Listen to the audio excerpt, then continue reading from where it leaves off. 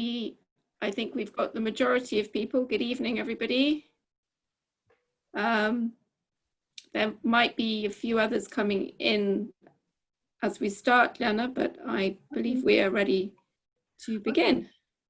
Okay, hello everybody. Thank you for coming. I can see such wonderful people in the audience. Thank you very much for coming. So today we are having Pushkin House Zoom event, Fashion in a New World Order. I'm Elena Zaytseva, an associate curator of Pushkin House, and my guests today are an artist, Gluklya. She will join us a bit just in a minute because we've got some technical problem with her presentation. She will be showing us pictures, but yeah, she will be back shortly. She will be speaking from her studio in Amsterdam. We also have a philosopher, Keti Chukhrov, from her home in Moscow, and historian of fashion, Djurdja Bartlett, from her home in London. I would also like to introduce Rebecca Stravsky, a chief manager of Pushkin House, who is kindly supporting the technical and social media part of our event. Before I start, I have to tell a few technical moments. Each contributor will be speaking for about 10 minutes, and we will open floor to the audience after that. We really would like you all to participate because looking at you, I can see that many of you actually have something to contribute into this discussion. So you could do it either sending your question into the chat or after speakers are finished, raise your hand and we will give you opportunity. So for now, we're going to unmute you all, and then so please, each of you, please mute your microphones now, and then unmute them when you will be asking question yourself. Also, I have to tell that we are recording this event, and we will be putting extract of it on YouTube. So if you don't want to figure on YouTube, please turn off your camera. So do we have, Rebecca, do we have Gluklya back? I can't see her. Let me just have a look. No, I can't see her back. Well, I'm reluctant to start without our first speaker, without Gluklya. I can start introducing our speakers, but I don't want to do it without Gluklya. So basically, I kind of give you an overview of our discussion. So pandemic is slowly ebbing, and we are thinking about coming back to what we call normal life. But what would be the normal life after this massive crisis we all got entangled together globally? For most of us, time of lockdown and isolation was a time when we were rethinking the ways we are living our lives. We are starting to pay more attention to the things that are mostly important to us. There are many discussions at the moment on how we can restart the world in a new way, which is more fair, convivial and nurturing. Many discussions that happen on different virtual platforms are focusing on themes of care and solidarity now. So today we are going to talk about subject that is not most evident for the notions of care and solidarity, but in fact it does relate to them directly. So fashion. The impact of the fashion industry on everybody's life is huge, and not only in terms of clothing we're wearing, but also to the climate change. It is a complex industry that involves all humanity in the process of production and consumption of clothes. The temporary halt of the fast fashion industry during the coronavirus lockdown has changed attitudes to fashion, and it seems it has broken the vicious circle of never satisfied consumption and desire and demand. However, it has also affected the lives of those who produce our clothes working in factories of Asia, Caucasus and Eastern Europe, leaving the most vulnerable workers of that industry even more unprotected. Would it be possible at all to restart the economy of clothes in a new way, fair for workers, safe for the planet and enjoyable for those who care about clothes? This is the topic under discussion today. So let me introduce our speakers. Our first speaker will be an artist, Gluklya. Her full name is Natalia Peshina-Yakimanskaya. She will be speaking from her studio in Amsterdam. most of her career was focused on the ways that clothes signify social relationship and history of communities and personal histories of people. She was born in St. Petersburg and lives in Amsterdam and St. Petersburg. She is known as one of the pioneers of post-Soviet performance. Let me share my screen with you now. Is she back actually? Yes, she is. Yeah. Great. Hello. Welcome back, Gluklya. So I'm sharing my screen now. So this is one of her first works as a performer.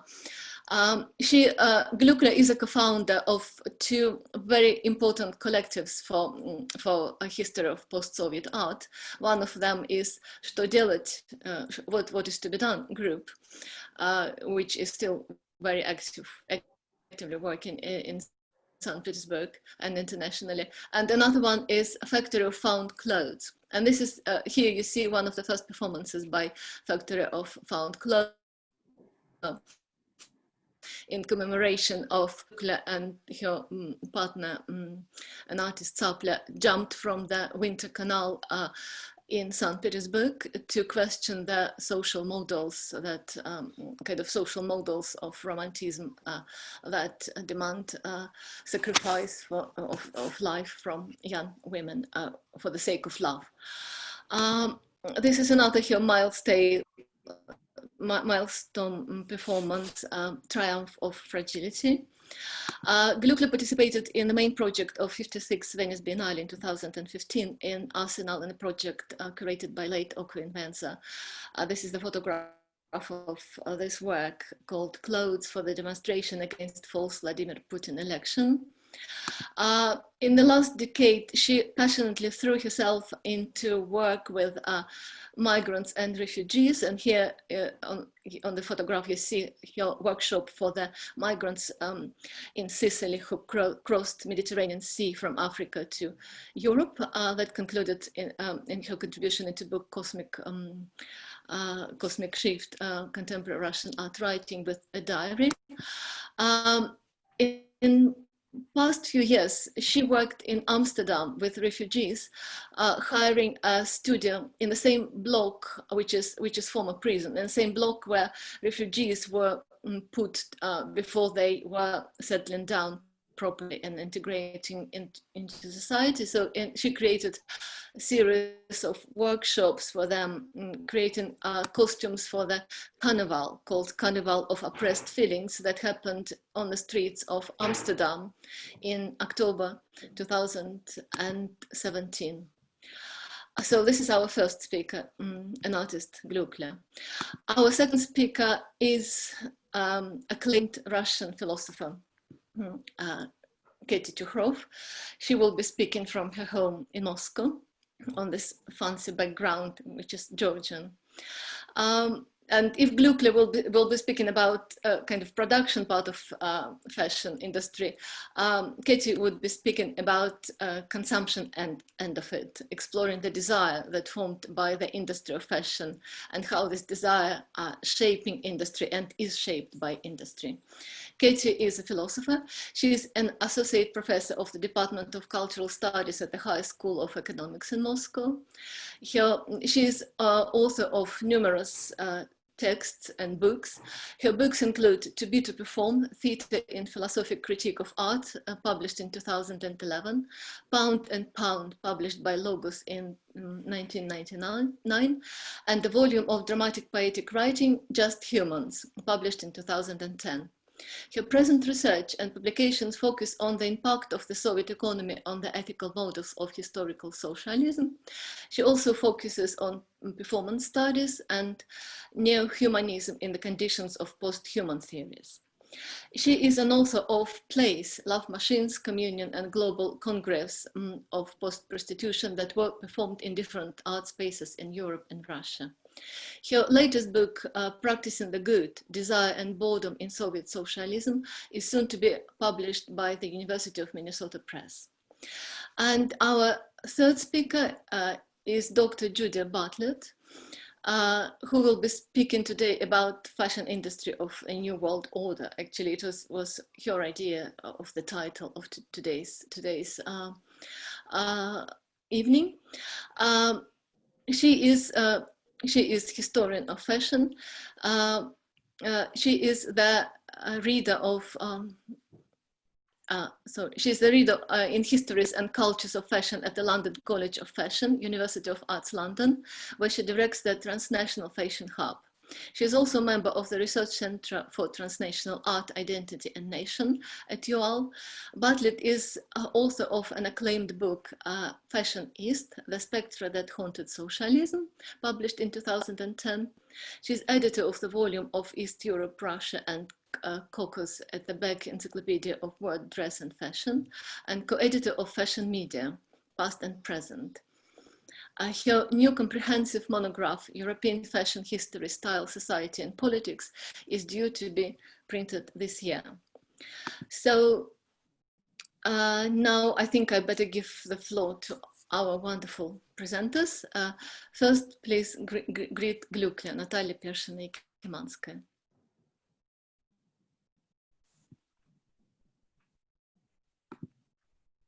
Gluklya. Good evening, nice to meet you. Thank you for opportunity to speak with you. I'm now trying to deal with these techniques. Did you see my screen now? No. No, we don't. No? Not yet. Okay. Do you want to send it to me so I can share my screen? I sent it yesterday to you. But it's old one. No, it's okay. Let me have a look. Okay.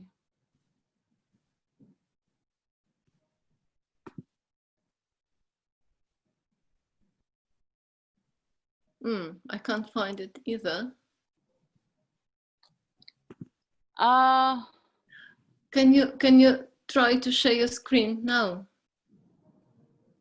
Yes, I'm pressing sharing the screen.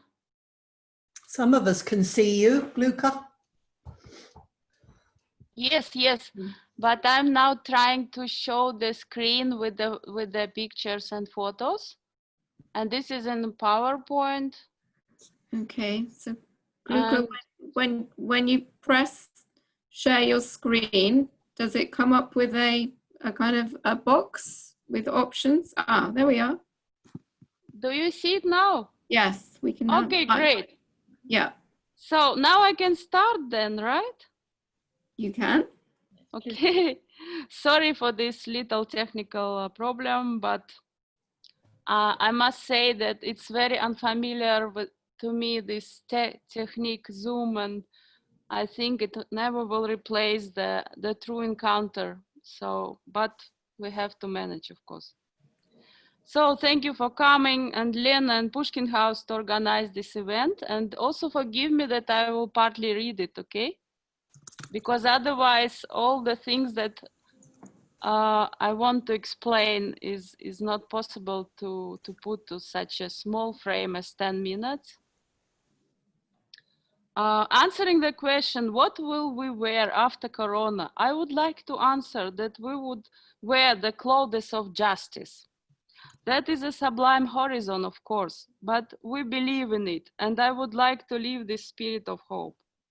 I would like to share the process of creation of the new work with you, which I'm busy at the moment, and I was invited to take part of the show Disturbance Witch. It will be realized in September at the Art Center Spandau in Berlin. I hope it will be realized, we never know. The name of this upcoming work is The Monument of Modern Slavery.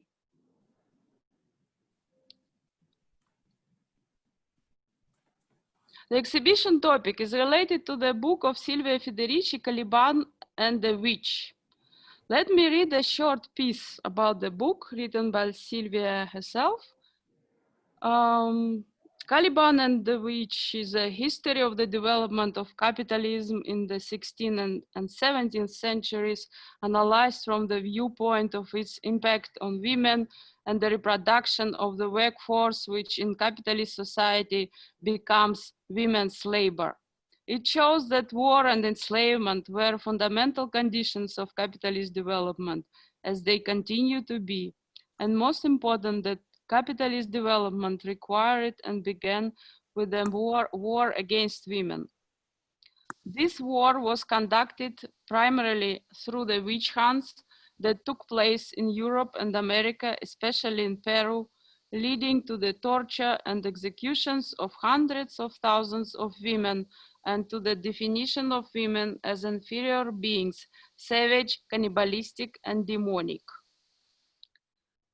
I would like to stress that while the majority were women, men were also accused and convicted of being involved in the occult, and also dogs, cats, and even mouse.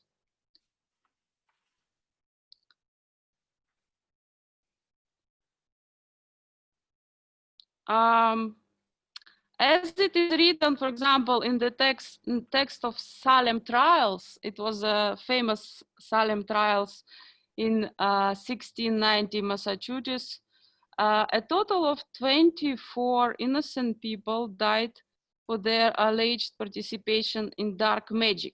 2 dogs were even executed due to the suspicions of their involvement in witchcraft.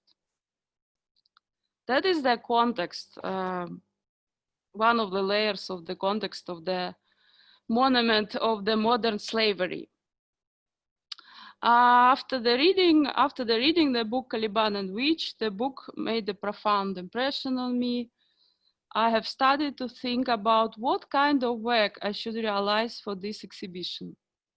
My question was, who is these contemporary victims of our times who might be related to the witches of Middle Age? And I came to the conclusion that despite all women in general who are still suffering from the inequality, there is a particular group of women who are suffering the most nowadays, and it is the women from the third world countries. I will explain how I came to this idea. The idea was conceived in Indonesia. I was there just before Corona outbreak started in February 2020. I came to Indonesia as it was my childhood dream to travel to Asia. The other driving force was the decolonizing process which occupied the mind of the cultural community that I belonged to. For me, this trip was planned as a sort of sacred journey where I was expecting to reach point zero in order to reinvent myself. Usually, I deliberately avoid working with fashion. It was a long year principle, not even touch fashion because fashion is not art and so on and so on.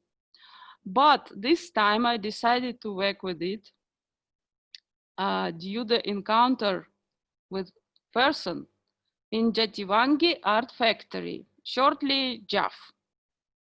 JAF is an amazing project in a rural area where roof tile and textile factories are situated. It is located between Jakarta and Yogyakarta. It is a community of artists of all ages who collaborate with the village.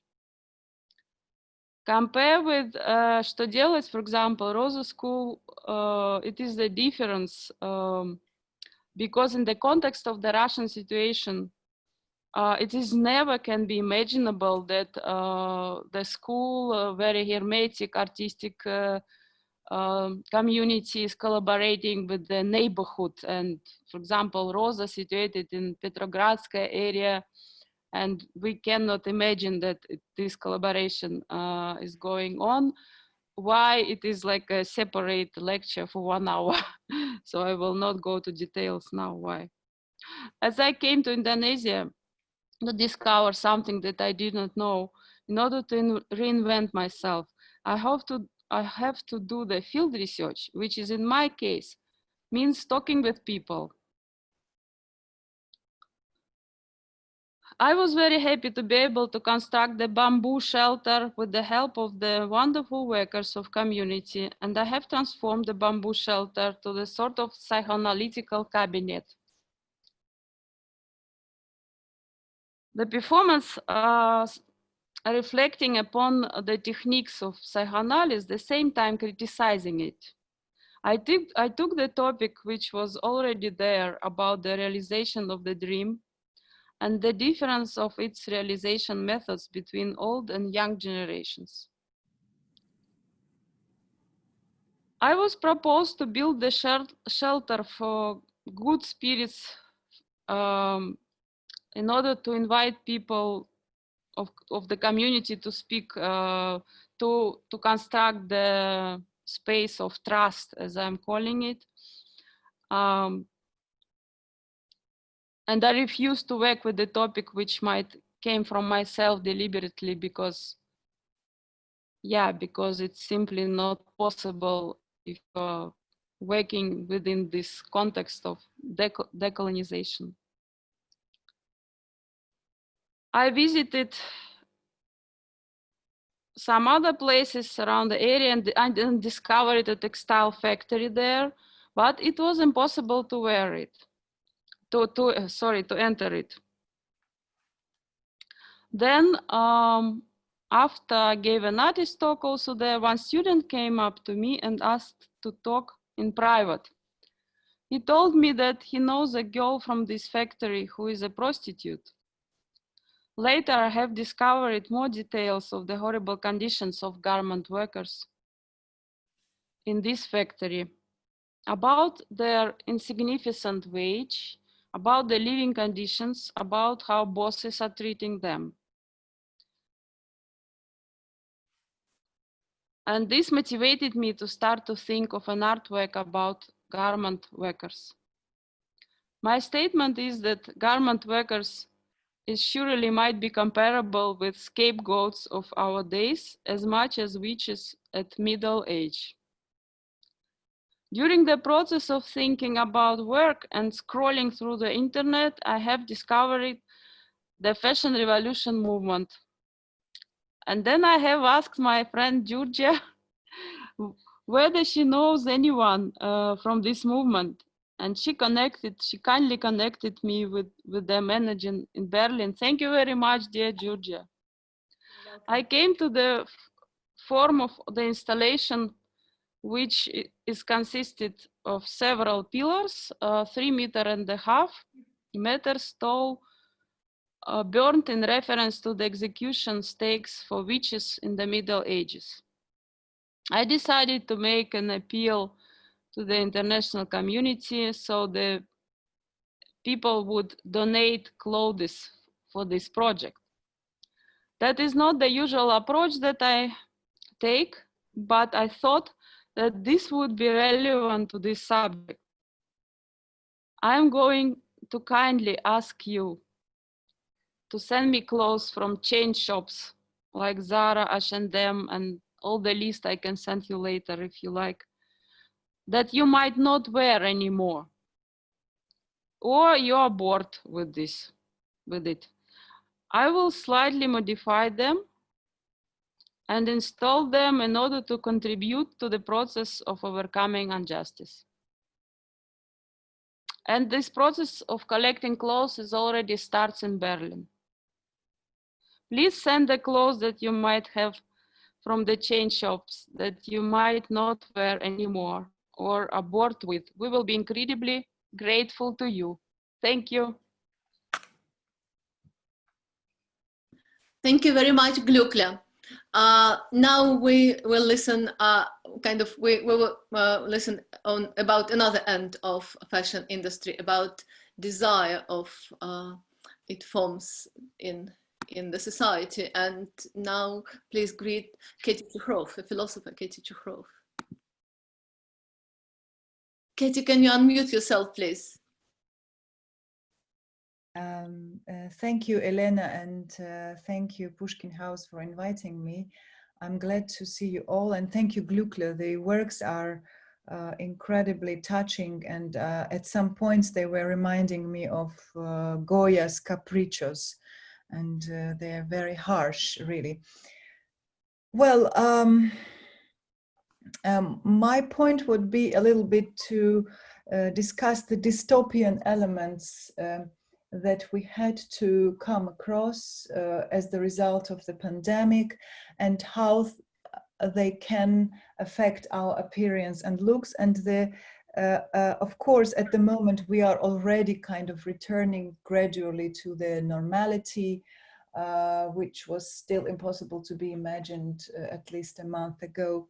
But when it all started, the first thing that struck me was the total disappearance of the status of the other, of the status of others which are constructing the public space, which are constructing the gazes of the other, without which our appearance, the appearance of an individual and the looks of the individual lose sense. So without the gaze of the other and somehow dependence on the gaze of the other, dependence on the recognition of the other in the social construction and social space, the looks, importance of fashion, importance of the way we construct and design ourselves would be just senseless. And although at the moment we have the virtual online spaces,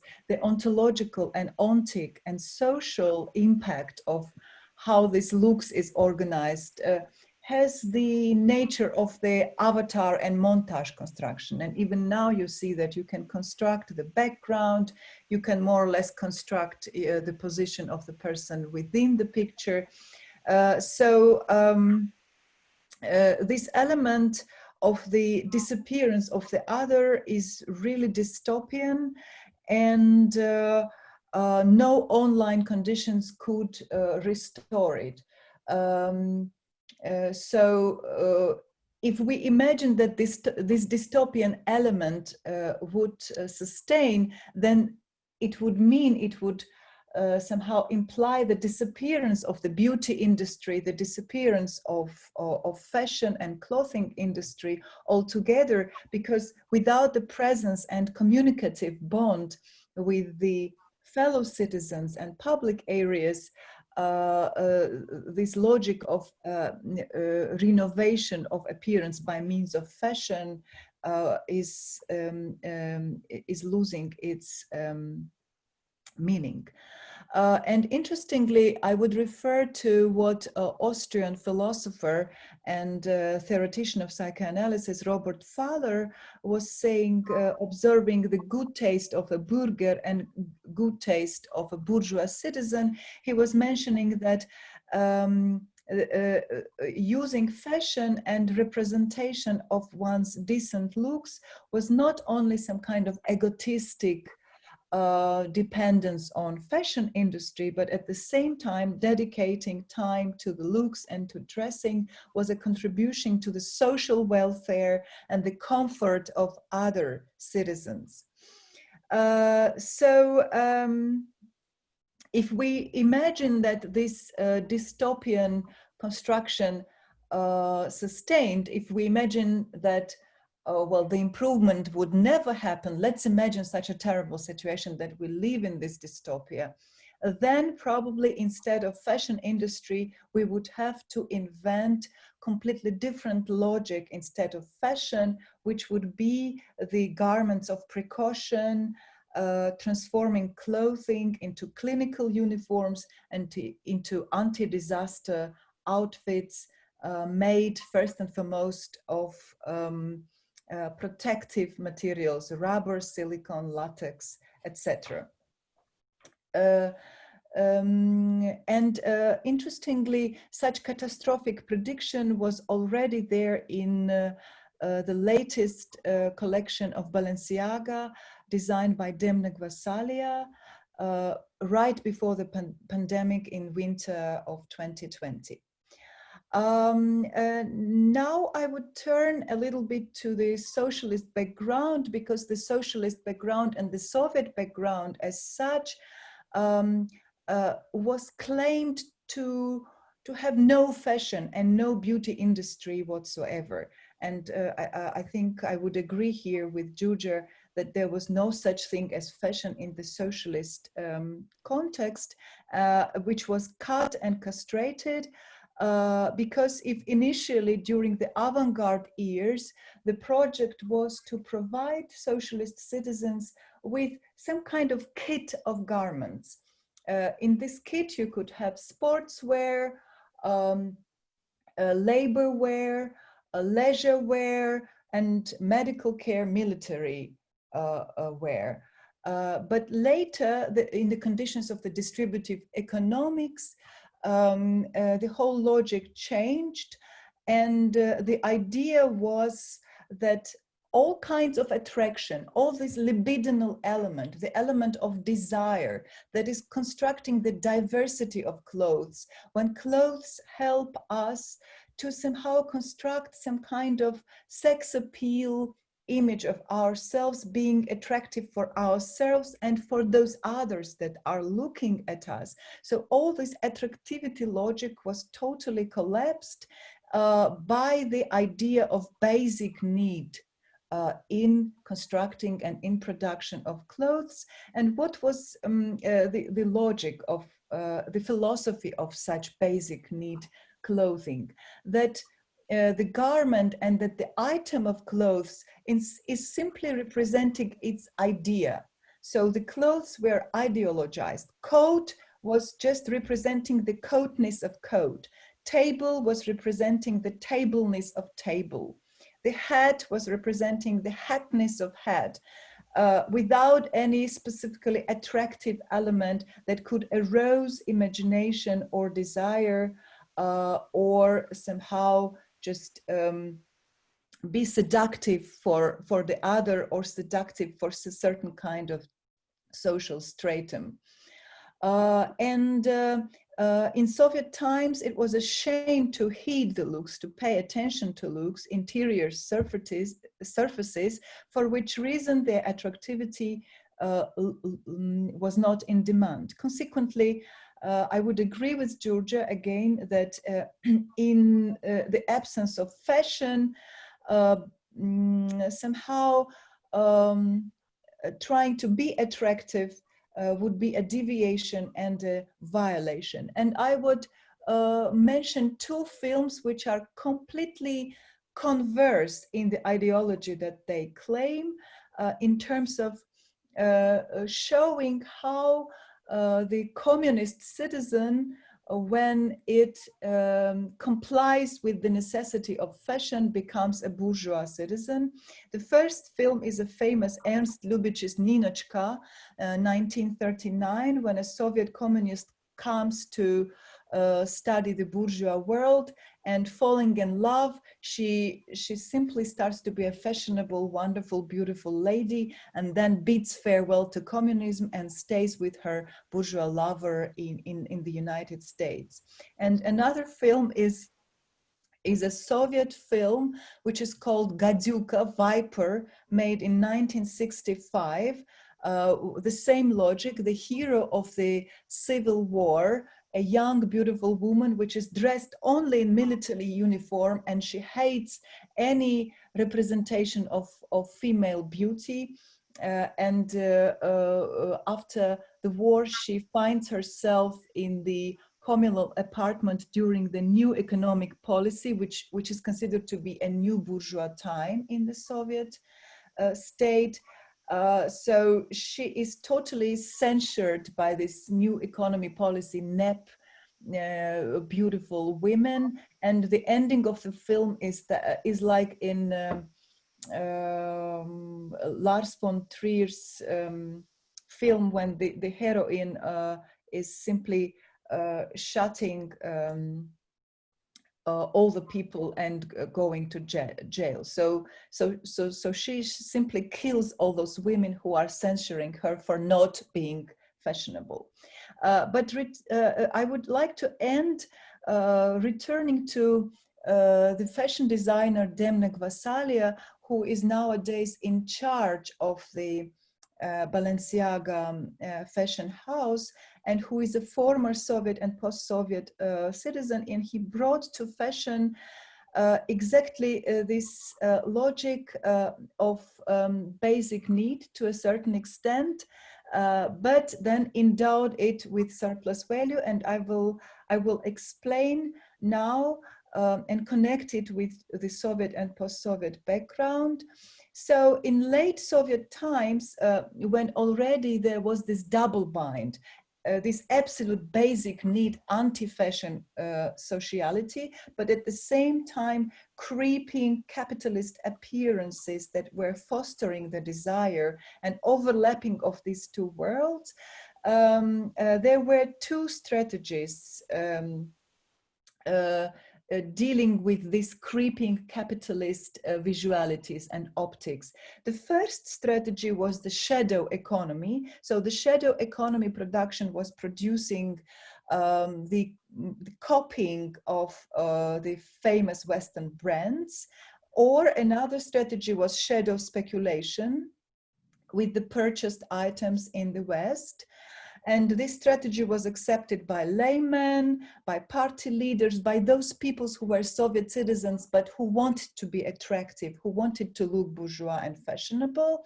But the second strategy was accepted by intelligentsia, by artistic bohemians, and it was totally converse. It was a protest against capitalist bourgeois elegance. It was a protest against good taste and sexiness of fashion journals and their tendencies, as well as it was a protest against gentrification of the Soviet intelligentsia. And in this way, the Soviet representatives of culture were insisting on the artificially presented poor, anti-fashionable look. Especially trendy it was when the famous artists, academicians, and their children insisted in this look of a proletarian or of a bum or of a refugee. And it was a struggle against the middle class in favor of proletarian aristocratism. And what was the strategy and the appearance of this extremely poor look? People were using generally a very, very plain outfit or some kind of uniform or some kind of worn out item coming from grandmother's garderobe, and adding to this absolutely plain and poor outfit some kind of Dadaist detail. For instance, this Dadaist detail could be sunglasses without glass in them, or a hunter's belt, or again, totally worn out, out of fashion grandmother's shoes, which were out of place, unattractive, and which were all of a sudden becoming some kind of cult object, artistic, performative object, a fetish object within this poverty garment.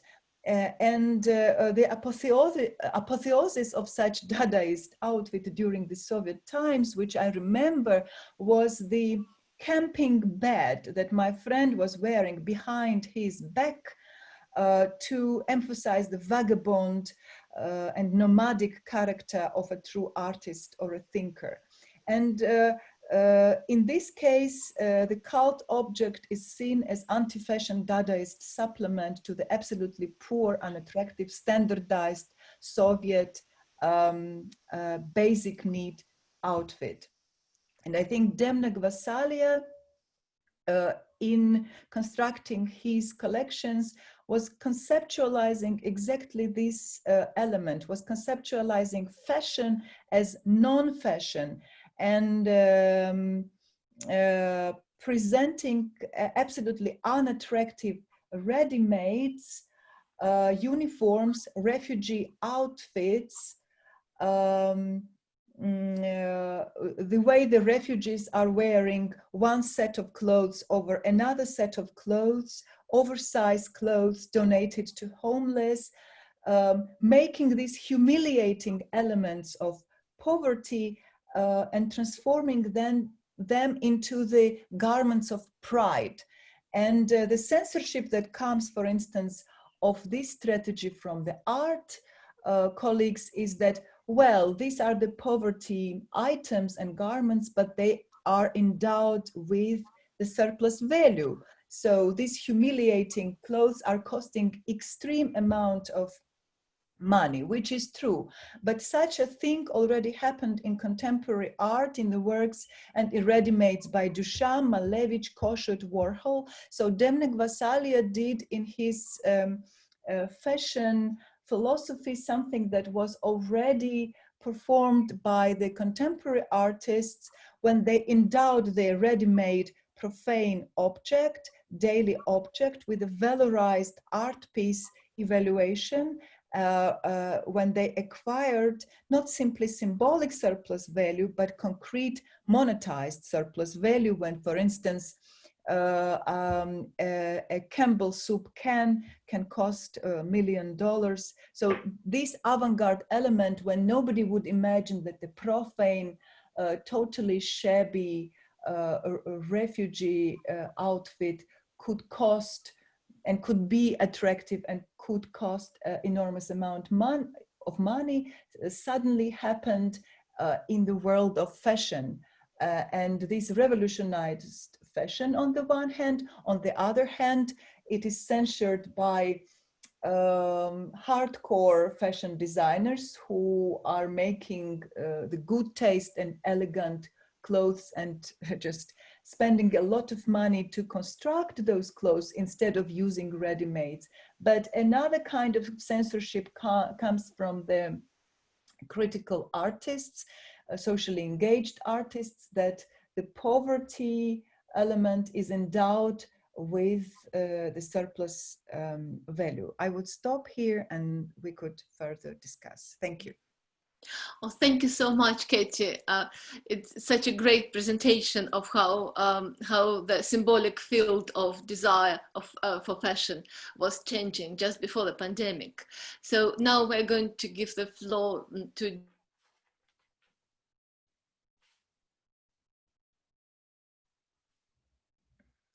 Elena, actually attitude to the future.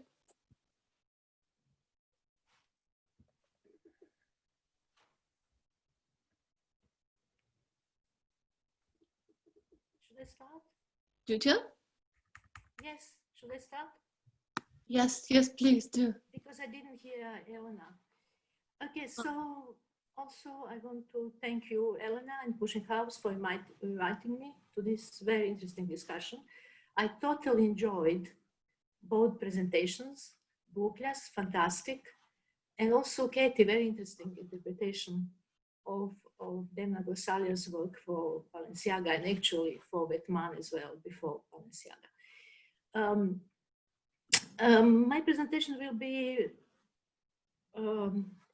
historically embedded, because talking about the New World Order, I think, and what will happen to fashion, and specifically to fast fashion after the pandemic. I want to say that fast fashion is not a new phenomenon. Karl Marx writes about fast fashion in 1863 in Capital, where he says that the phenomenon of fast fashion, he calls it the ever-increasing seasonal changes, the murderous, meaningless caprices of fashion, and blame fast fashion for the miserable life of textile workers, including children, on the factory floor and in their personal lives. And why Marx spots it in the mid-19th century when he writes Capital? Precisely because that's when fashion, as we know it now, appeared, because this is the advance of modernity, and specifically due to the developing railway system in this country at that time. Marx, who actually was a reporter and a good journalist, but he writes in Capital about that. He says that purchasers who would buy fashion and take it to their shops all over the country. They came to warehouses in Northern England, from Glasgow, Manchester, Edinburgh, London, and they now would come each 2 weeks because the development of the rail system and the speed of the lifestyles now allowed that actually they come very often and they require their orders to be done in 2 weeks. Before they would come twice a year, order new collections, but now they were coming each 2 weeks. So this is really the beginning of fast fashion. But also, this is also to say that fashion is a crucial element of modernity. Its spread worldwide has been tied up with the controversial advance of Western capitalism in all its expressions, including the economic and cultural subjugation of less developed regions and brutal colonial conquests. So that's what we do now in fashion studies, investigating and challenging the concept of Western modernity and its relationship, or rather fashion's relationship to Western modernity. But on the other hand, while fashion was accompanying the global march of capitalism, fashion also mapped the uneven progresses of modernity, and also highlighting and often resisting the totalitarian, nationalistic, and extreme religious spaces on the world map. And Keti I wrote about that in Fashionista, and Keti also was referring a lot on fashion under socialism in the Soviet Union. So actually you can be sure that any totalitarian regime will reject fashion, and also extremely religious and so on. So coming to today, what will happen? Yes, I suggested that term, New World Order, and I think it will happen. And it's actually happening. The revolution is happening in this country, not only digital, it's happening in real life. So how will it reflect to fashion? How will fashion adjust? This is much more complex question than many others that definitely will happen and are happening, because fashion is a global phenomenon, and also it depends how will the New World Order affect geopolitically the other regions. And when Gluklya speaks about the terrible situation in Indonesia, we know what happened in India with Rana Plana, what happens in Vietnam, what happens actually in LA. There are sweatshops all over the world. And how to deal with that, and who can deal with it? Fashion Revolution is doing a fantastic job, and actually it started as a movement after the tragedy in Rana Plana. But the thing is that actually, due to globalization, all these changes a New World Order might bring a friendlier version of capitalism to the West. But I'm not so sure that it will help those poor workers in Indonesia, because there are already documents which exist.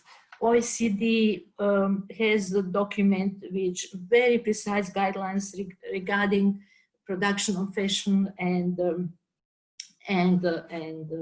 retail, other accessories.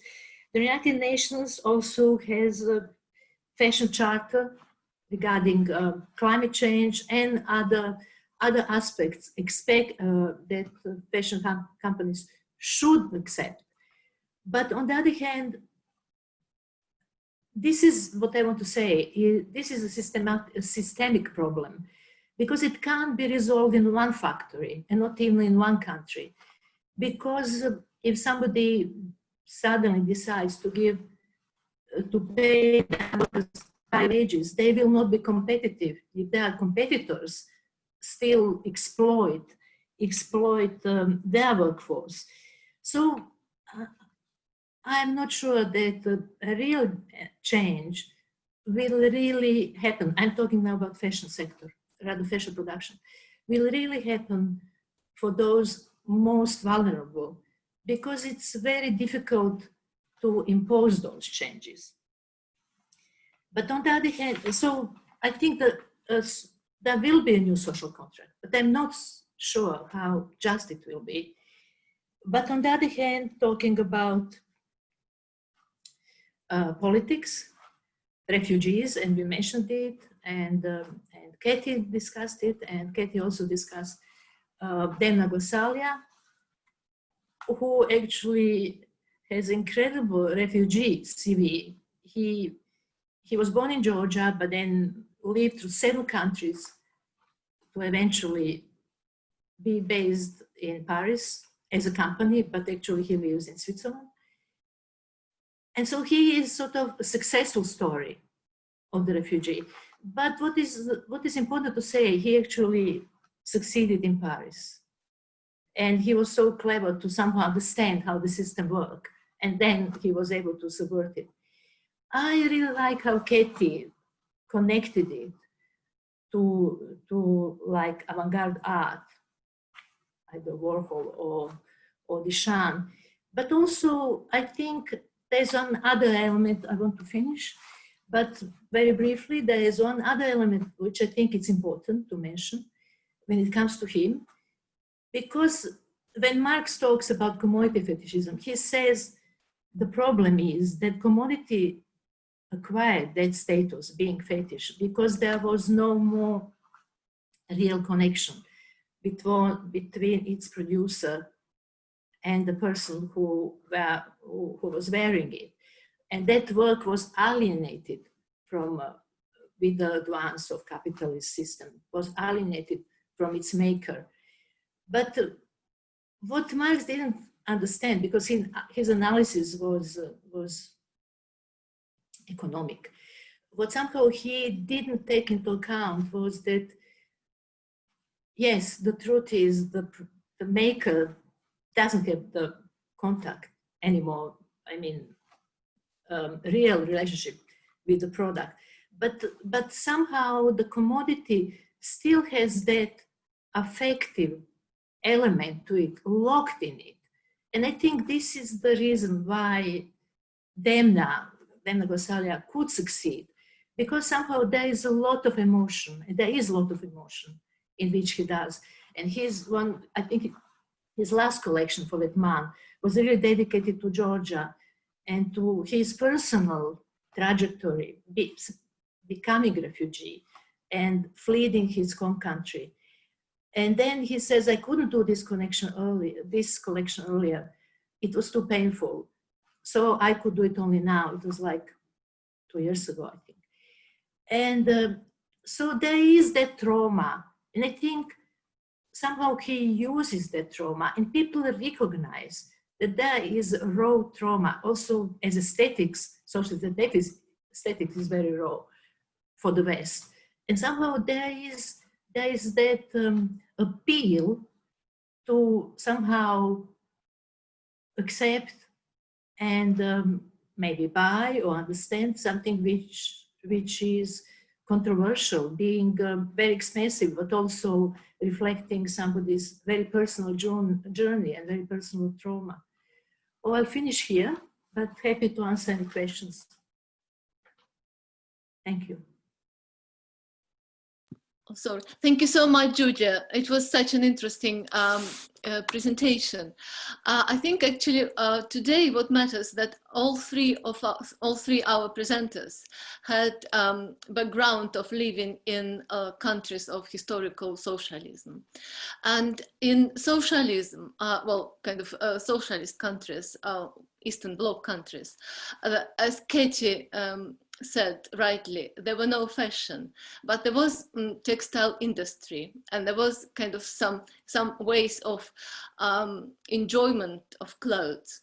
And maybe now at the time of crisis and the time when we want to find solutions, how in this kind of crisis we can restart the world in more fair way, we can look on certain social models of industry. I can see Elena Polakova in the audience today. She recently did an interview with another artist, with Maria Kapaeva, who made a book about life of women on textile factory in a small town in Russia, in Soviet Russia.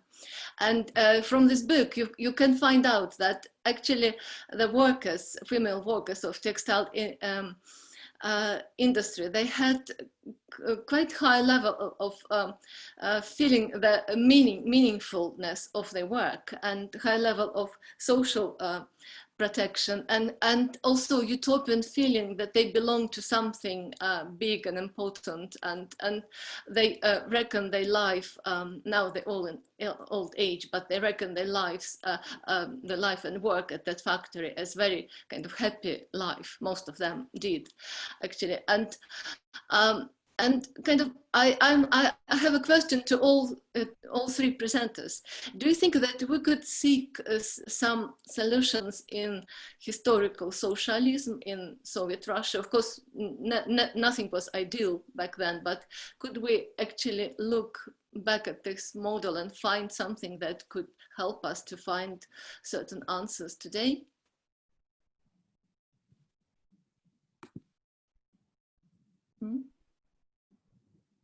Oh, Keti, we can't hear you. Of course we can find, and as we talked previously with you, Lena, it is rooted in our childhood that we remember this common ground of being together and equal, and not, it was not about competition, and it was about equality. More or less, but it's not comparable with the situation that you told me about your son, who is meeting the comrades from other school, and then it's immediately the reaction that he's not equal to them. So that is one thing. And another thing, of course, it's now a very huge wave, and all the progressive thinker of Russian communities is dealing with this topic of socialism, and you can read it everywhere, and Hage and everywhere. Keti, do you have to? Well, I think that what is really popping up and emerging everywhere, and everyone is speaking about it, Yanis Varoufakis, Slavoj Žižek, everyone is speaking about this new economy of basic need and of basic income. So initially it started with the discussion of basic income, then it shifted to discussion of basic need. But on the other hand, parallel to this discussion, which is about somehow restriction of the economies of luxury, not only luxury clothes, but for instance, show businesses, all those show businesses which are part and parcel of the luxury economy, and incredible surplus economy, including contemporary art, which is also inscribed into the production of this hyper surplus. So on the one hand, you have a discussion of the necessity of basic need when we demand not simply that everyone becomes prosperous, but that the prosperity is censured and that the standards of prosperity become different. So yesterday, for instance, we were discussing stagnation in the Soviet Union. We had a Zoom about the stagnation period in the socialist context. And it came to my mind that, of course, it was stagnation, but probably it was stagnation on behalf of the capitalist mind that needs incredible speeds of production and proliferation and the growth of economy, which is not the growth of common good. So the growth of economy is not necessarily the growth of common good. So this is one aspect. Another aspect is that initially, when the pandemic started, my idea was that, oh, all of a sudden we have the condition for limitations, and all those people who are living in this excess, in this unimaginable excess, they have to become more modest. But then everything shifted into the online. all the luxury economy, all the purchases, all the online bookings and commissions, etc. So the online somehow became part of this economy, and it substituted this economy. So it substituted some kind of media noise and restored the media noise, which could have been the silence due to the pandemic, but at the same time it restored this exchange dynamics of commerce as well, as you know. So I don't have answer here. I'm just making constatations. Djurdja, what do you think about historical socialism and its models applicable? Well, I appreciate very much its utopian phase, the early Bolshevik period. But unfortunately, there are noble ideals were sort of impossible to realize in the terrible poverty which followed the revolution, civil war, and so on. But when it comes to historical socialism, specifically in the Soviet Union, Stalinism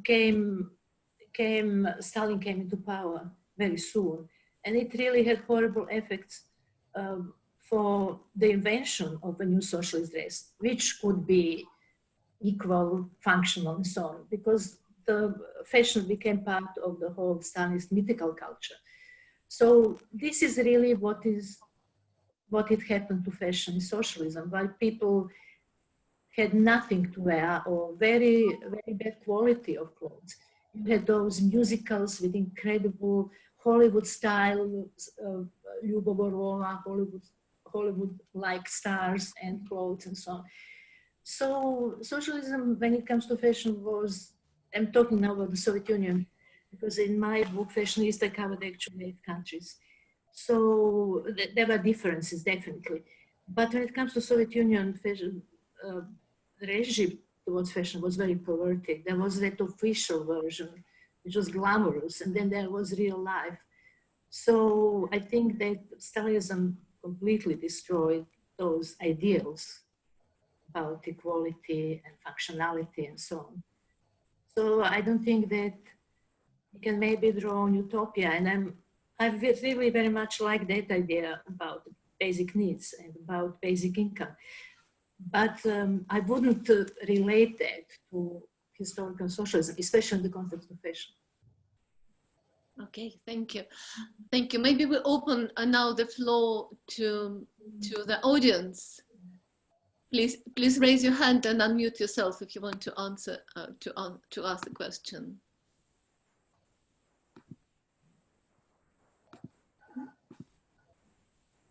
Anybody have questions?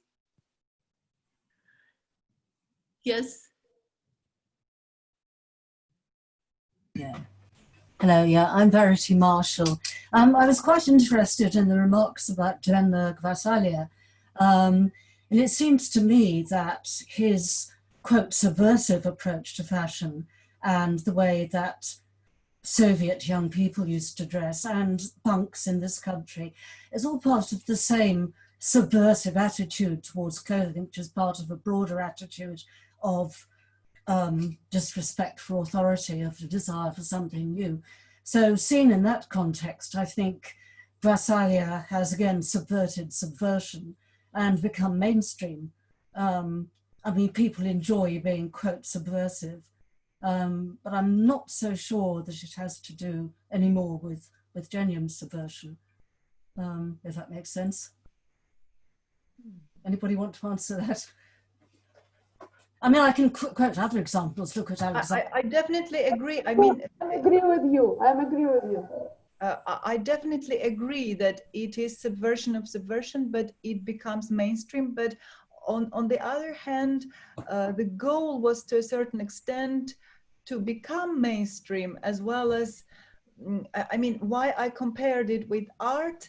For instance, when you make a profane object into an incredibly valorized high art object, then all of a sudden this high art object, even being exchanged for a super monetized price, it becomes part and parcel of institutional milieu and of mainstream.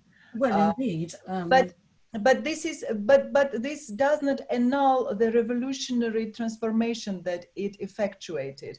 And similarly, I mean, nobody would imagine that certain kind of refugee outfit would be endowed by the symbolic value of a fashionable cloth being worn by, I don't know, wealthiest people. Nevertheless, this happened. So the value and the importance of this transformation is not in keeping the subversion constant, but in this trick that this turnover happened.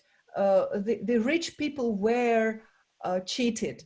And I mean, as well as in art of Duchamp, you know, the audience had been cheated. The audience had been, I mean, the fashion designers never dared to be, for instance,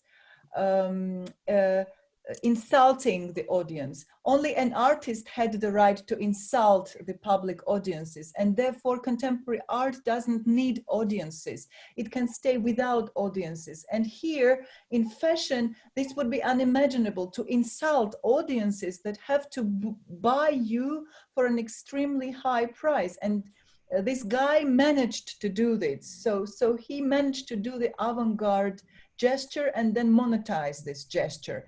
And this is an artistic gesture that is kept intact, although it is definitely mainstream because it got commercialized. Well, I think you could say that of all kinds of things, of punk clothing, lots of examples of it. And I would question, I mean, Duchamp, for instance, I think was making a pure point. Andy Warhol, on the other hand, was extremely cynical. And there will always be that cynicism if you're trying to make a lot of money, which Mr. Bartlett was certainly, he's been successful in that respect. Yeah, but I would say that inspiration has to come from somewhere, and the inspiration to some extent has to be genuine to start with, but then it does become monetized. Yes. Yeah, that's what I'm going to say. Any other questions?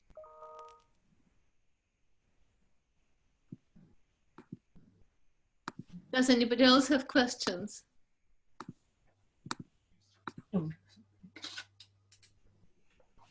Just unmute yourself if you have question and go on.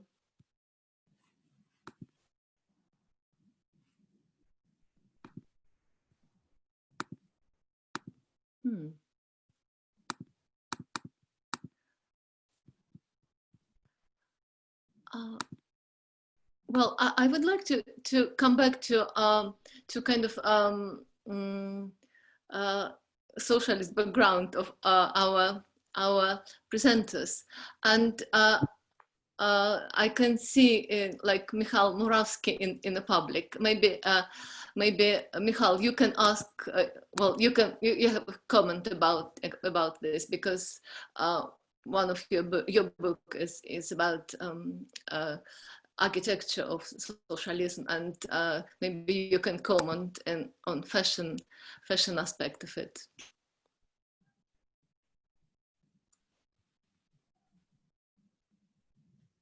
I can see a question from Maria Mileva. Perhaps an aspect of the socialist system that should be revisited is to move away from overconsumption, reuse, recycle, remodel. Gluklya, can you answer this question? Gluklya? Yes, of course, absolutely agree.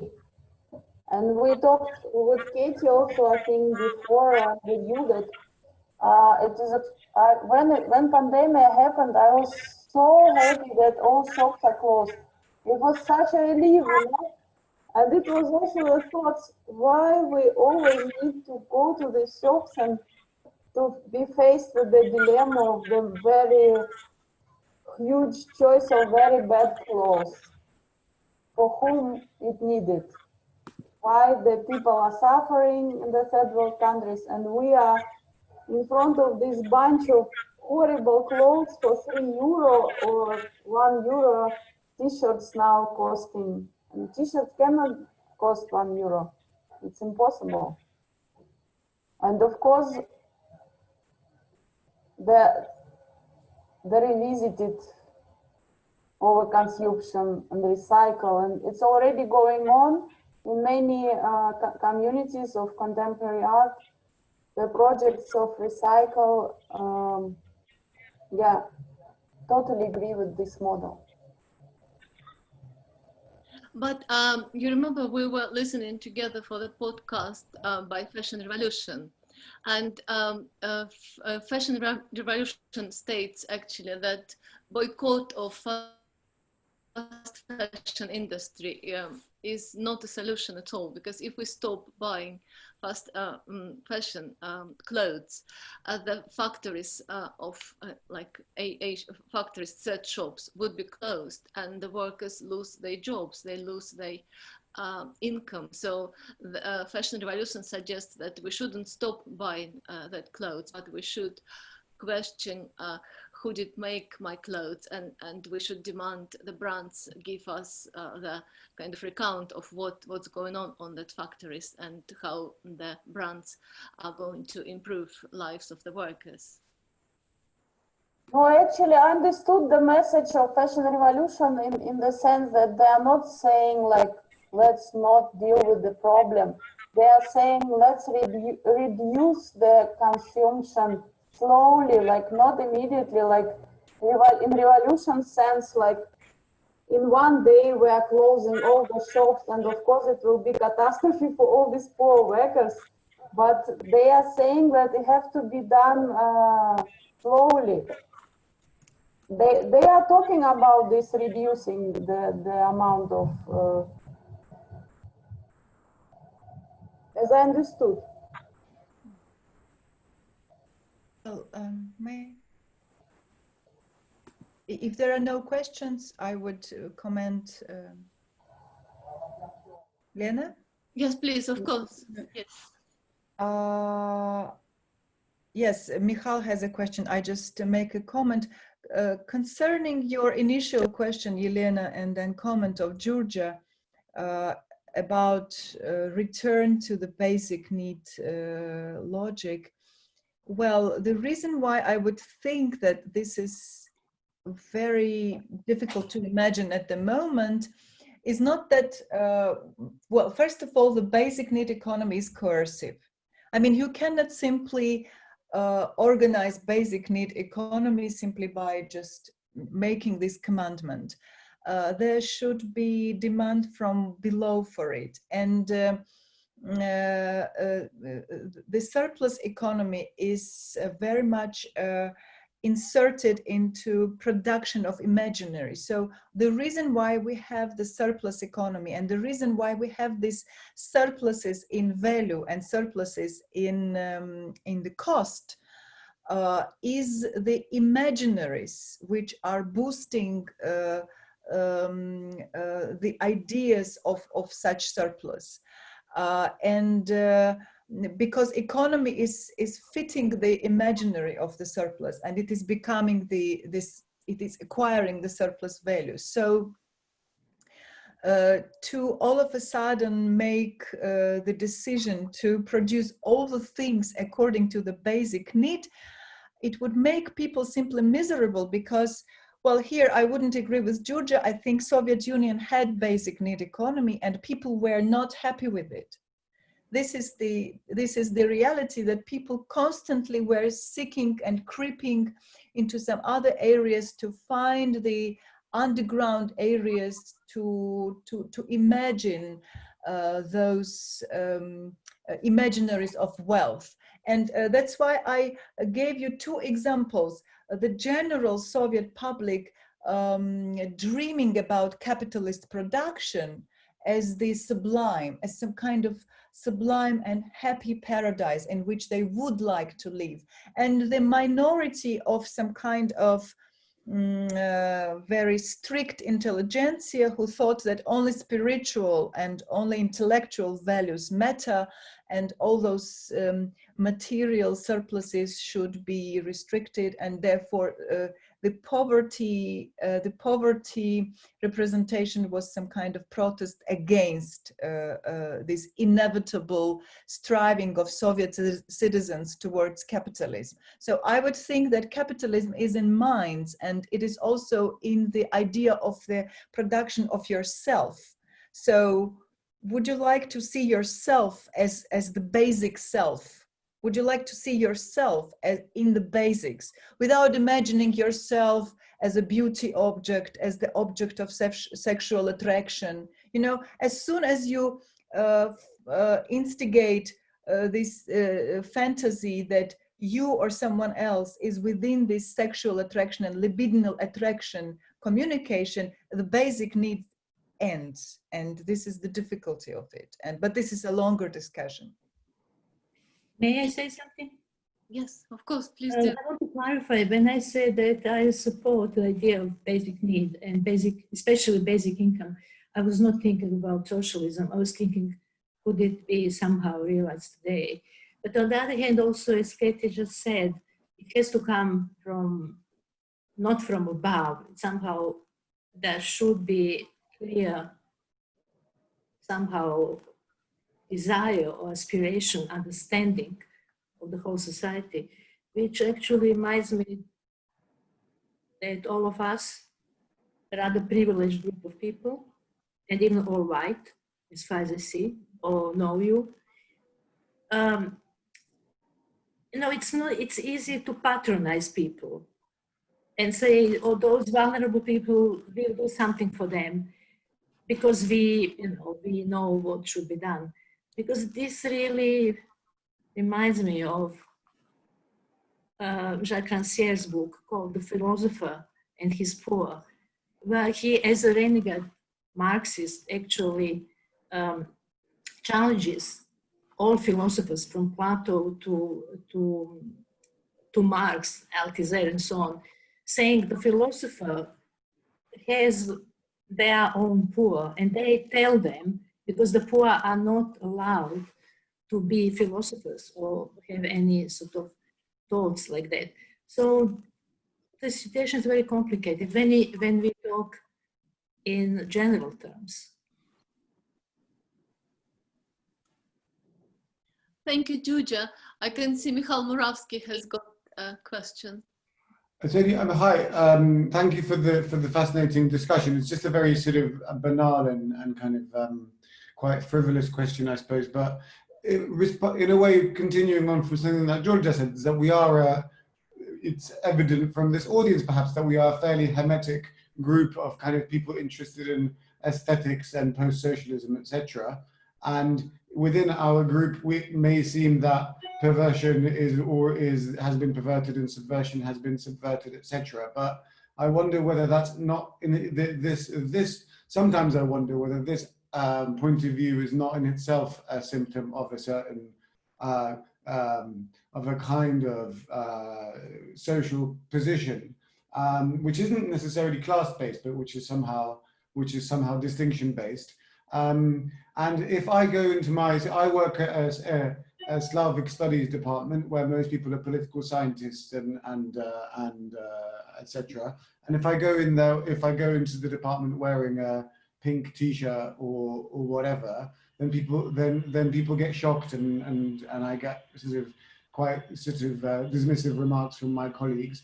My partner's a lawyer, if she goes into her office wearing even remarkably sort of bizarre clothes, then also she provokes people. So actually, this perhaps we should, this is purely a kind of naive provocation, but is there not a sense in our everyday lives beyond our circle of theorists of aesthetics, is there not a sense of continuing to kind of seek to weird people out, to freak people out through our own appearance?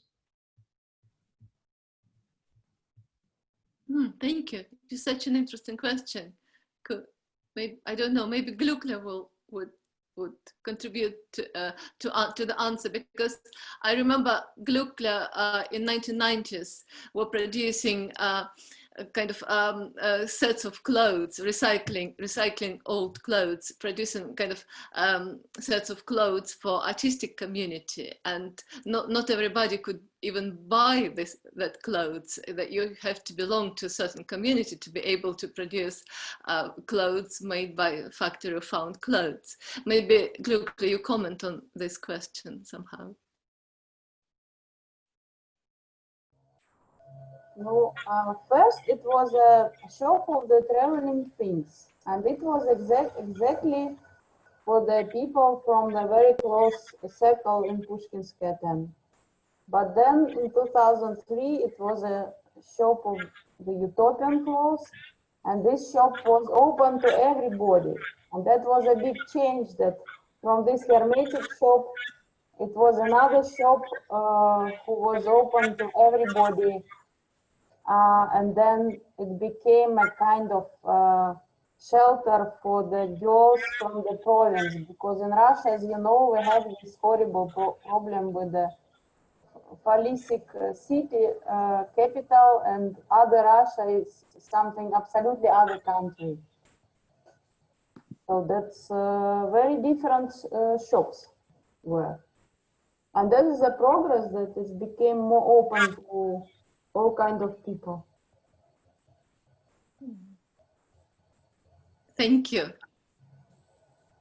Djurdja, would you like to comment on this kind of question of being in a bubble of certain habits of fashion? Well, I know Mikhail, I know his partner, so I know what he's talking about. I agree with what he said. Okay, thank you. Yeah, I think we've got a question from Maria Mileva, or rather comment. The surplus economy is inserted in all economic industries that are inspired by all governments and policy making. Maria, would you like to elaborate on it? Or do you prefer us to move on from this question? Maria is saying that, Masha is saying that's not her. It's a different Maria. Oh, so sorry. Okay. Okay, Maria, who made this comment, do you want to elaborate or not? Or we move on? We've got another question. We've got a question from Prislava. She says, fascinating talk. As fashion is the second biggest polluter in our planet, how can this be better known to all of us, especially to the future consumer, the children? Does anybody want to comment on the polluting factor of fashion industry, which is second? We discussed it with Elena, actually.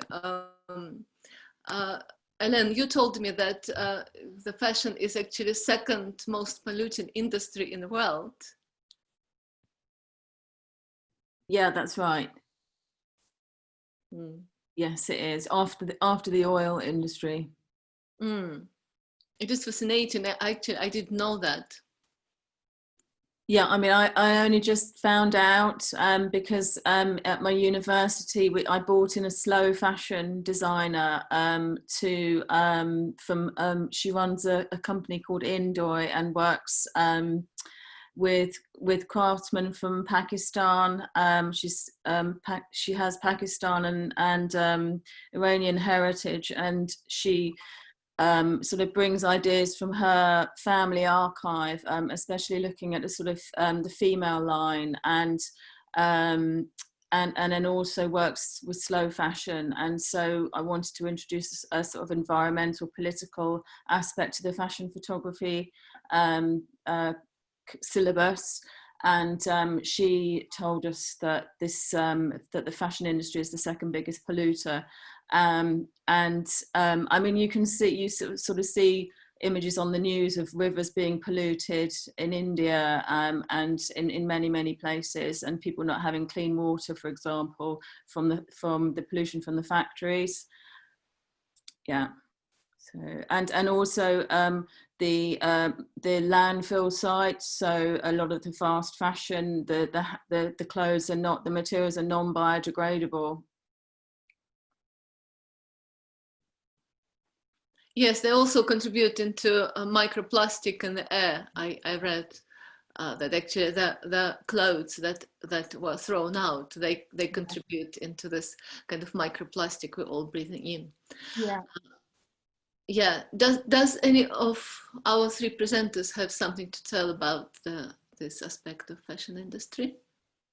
Well, I don't have enough knowledge of pollution, but what is very interesting for me is the geopolitics of outsourcing, because I mean, fashion industry, as many industries, and fashion industry especially, is based on just sending all the dirty production and all the manual production outsourced into the third world countries, and Gluklya was mentioning this. So this immaterial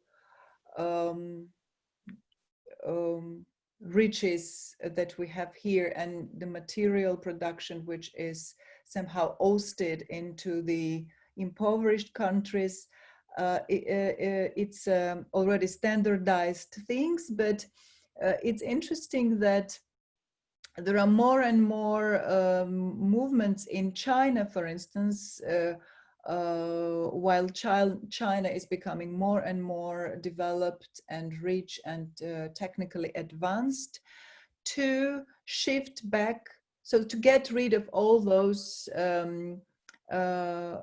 workshop and sweatshop industries in China, and to move them away. On the other hand, lots of former socialist countries like Georgia, for instance, they are dreaming of having the sweatshops of big designers to employ their unemployed workers. So it's an interesting distribution of successful and less successful economies, of advanced economies and the outsourced and unsuccessful economies.